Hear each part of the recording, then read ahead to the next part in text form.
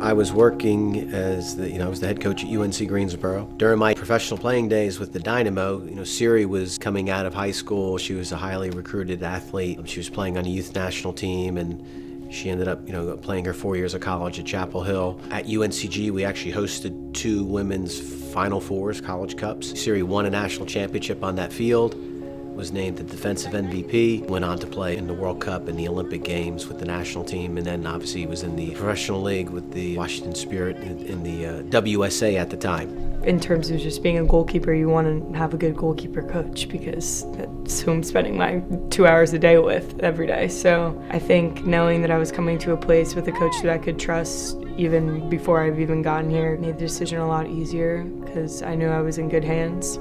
My dad coached me from the time I was young. Me and my 2 sisters playing soccer, we could train at home, we could play in the backyard, and then all of us went on to play college soccer. The landscape of the sport has changed tremendously. When I started playing, even back in college in 1995 when I was a freshman at UNC, we were wearing cotton t-shirts, we were wearing men's shorts, we were wearing men's uniforms. Obviously they were huge, they were big. Even when I was in college, there wasn't a professional league. So, it was the unknown of what we were going to do when we got out of college. To have somebody like Siri on staff, it's a great representation for the young girls so they could see somebody who was extremely successful as a player, very good student, has her act together, very professional in how she conducts herself. She cares about the player. She doesn't look at them just as a soccer player. She looks at them as a full-on person, which I think is super helpful, especially in college athletics. Well, she was part of this generation the last couple decades that knocked down barriers for young girls. Being able to train and play with Mia Hamm, Carla Overbeck, Tisha Venturini, Michelle Akers, those guys were on the national team when you didn't even get per diem.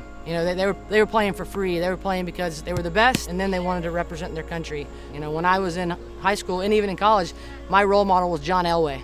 And people laugh because it's a male football player, but when I was that young, there weren't female professional athletes in general, more or less soccer players. But now these kids can grow up, they can look up to the Mias, they can look up to the Abby Wambachs, they can look up to all the other female athletes that aren't even soccer players. So I think just to see that grow over the last 20 years is exciting because these young kids now they have role models that they can actually say, ooh, I can actually do that.